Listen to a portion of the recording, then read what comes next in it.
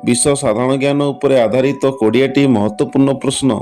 चलतु आरंभ करवा। प्रथम प्रश्न, पृथ्वीर सबुठारु बड़ महादेश किए? Option A Africa, option B Asia, option C उत्तर America, option D Australia.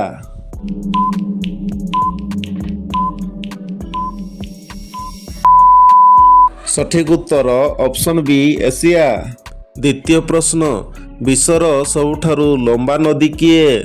Option A Amazon, option B Ganga, option C नील नदी, ऑप्शन डी यांगजे।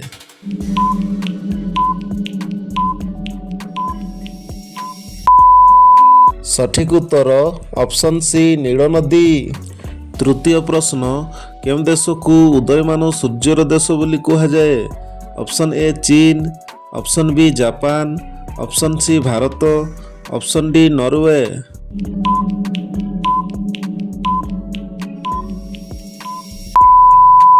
सठिक उत्तर ऑप्शन बी जापान। चतुर्थ प्रश्न, विश्वर सबुठारु बड़ मरुभूमि किए?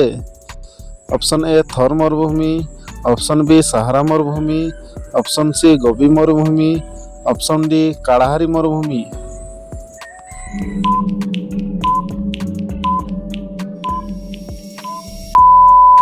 सठिक उत्तर ऑप्शन बी सहारा मरुभूमि।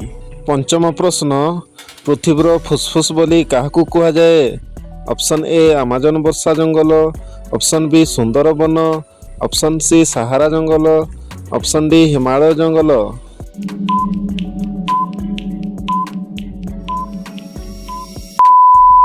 सठिक उत्तर ऑप्शन ए अमेजन वर्षा जंगल। षष्ठ प्रश्न, आईफेल टावर केउं सहर में अवस्थित? Option A London, option B Paris, option C Berlin, option D रोम।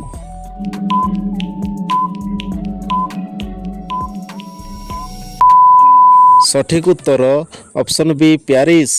सप्तम प्रश्न, केउं ग्रह को लाल ग्रह कहुए? ऑप्शन ए शुक्र, ऑप्शन बी बृहस्पति, ऑप्शन सी मंगल, ऑप्शन डी शनि।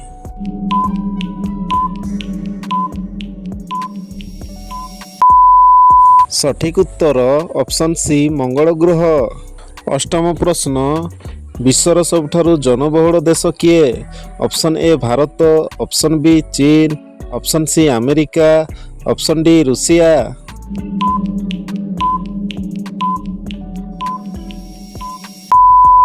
सठिक उत्तर ऑप्शन ए भारत। नवम प्रश्न, माउंट एवरेस्ट केउं देश रे अवस्थित? Option A Bharat, option B चीन, option C Nepal, option D Bhutan.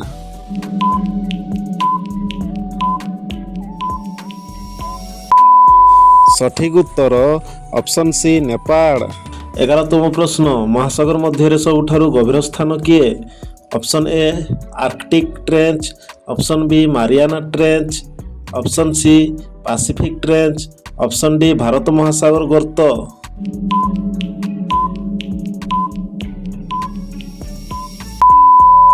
सठिक उत्तर ऑप्शन बी मारियाना ट्रेंच। 12तम प्रश्न, विश्वर सर्वोच्च पर्वत केउंटी? Option A K2, option B Kanchenjunga, option C Mount Everest, option D लस्से।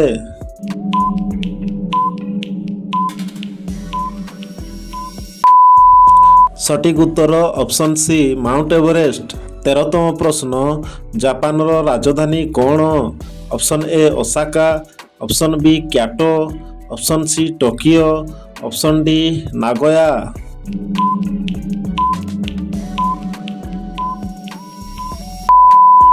सठिक उत्तर ऑप्शन सी टोकियो।